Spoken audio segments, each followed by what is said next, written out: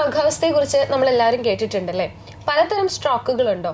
ഉണ്ടെങ്കിൽ അവയുടെ ചികിത്സാ രീതിയിൽ വ്യത്യാസങ്ങളുണ്ടോ? തൃശൂർ എലൈറ്റ് മിഷൻ ഹോസ്പിറ്റലിലെ സീനിയർ ന്യൂറോളജിസ്റ്റ് ഡോക്ടർ അതുലിനോട് ചോദിക്കാം. പ്രധാനമായും 2 തരത്തിലാണ് നമ്മൾ സ്ട്രോക്ക് അഥവാ പക്ഷാഘാതത്തിനെ കാറ്റഗറൈസ് ചെയ്യുന്നത്. അതായത് ഒന്ന്, തലച്ചോറിൻ്റെ ഉള്ളിൽ ഉണ്ടാകുന്ന ബ്ലീഡിങ്, രക്തസ്രാവം.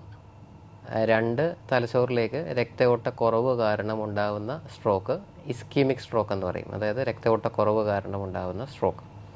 ഇതിൽ ഏകദേശം 80% ഉള്ളത് രക്തയോട്ടക്കുറവ് കാരണം ഉണ്ടാകുന്ന സ്ട്രോക്ക് തന്നെയാണ്. പ്രധാനമായിട്ടും ഇങ്ങനെ തന്നെയാണ് നമ്മൾ വേർതിരിക്കുന്നത്. അതിനുവേണ്ടി ഇമീഡിയറ്റ് ആയിട്ട് നമ്മൾ അത്യാഹിത വിഭാഗത്തിൽ എത്തിക്കഴിഞ്ഞാൽ സ്കാനിലൂടെ അത് തിരിച്ചറിയാൻ കഴിയും. പ്രിഫറബിളി MRI സ്കാനാണ് നല്ലത്. കൂടുതൽ ഡേറ്റ നമുക്ക് കിട്ടും. CT സഫീഷ്യൻ്റാണ് നമുക്കിത് തിരിച്ചറിയാനായിട്ട്. ഒരു CT സ്കാൻ അല്ലെങ്കിൽ ഒരു MRI സ്കാൻ ിലൂടെ നമുക്കത് തിരിച്ചറിയാൻ കഴിയും. ഇനി രക്തയോട്ടക്കുറവ് കാരണമുള്ള സ്ട്രോക്കുകളിൽ തന്നെ പല പല തരമുണ്ട്. ഈ രക്തയോട്ടക്കുറവുള്ള സ്ട്രോക്കുകളിൽ തന്നെ ഹൃദയത്തിൻ്റെ അപാകത കാരണം വരുന്നവയുണ്ട്. വലിയ രക്തക്കുഴലുകൾക്ക് അടവ് വരുന്നിട്ടുണ്ടാകുന്ന സ്ട്രോക്കുകളുണ്ട്. രക്തം കട്ട പിടിക്കാനുള്ള ടെൻഡൻസി കൂടുതലുള്ള ആളുകൾക്കുണ്ടാകുന്ന സ്ട്രോക്കുകളുണ്ട്. അപ്പോൾ ഇവയ്ക്കെല്ലാം ചികിത്സയിൽ അതിൻ്റേതായിട്ടുള്ള വ്യത്യാസം ഉണ്ടാകും.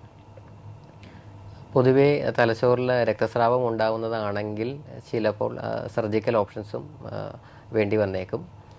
രക്തയോട്ടക്കുറവ് കാരണം ഉണ്ടാകുന്ന സ്ട്രോക്കുകളിൽ ഇമ്മീഡിയറ്റ് ആദ്യത്തെ 4.5 മണിക്കൂറിനുള്ളിൽ ആണ് വരുന്നതെന്ന് ഉറപ്പുണ്ടെങ്കിൽ നമുക്ക് രക്തയോട്ടം ഇമ്പ്രൂവ് ചെയ്യാനുള്ള ഇഞ്ചക്ഷൻ, ടെനക്ടപ്ലേസ് അല്ലെങ്കിൽ ആൾട്ടിപ്ലേസ് പോലെയുള്ള ഇഞ്ചക്ഷൻസ് ഉപയോഗിക്കാം. അതിനുശേഷം രക്തയോട്ടം ഇമ്പ്രൂവ് ചെയ്യാനുണ്ടാകുന്ന സഹായിക്കുന്ന മരുന്നുകൾ നമുക്ക് അവൈലബിൾ ആണ്.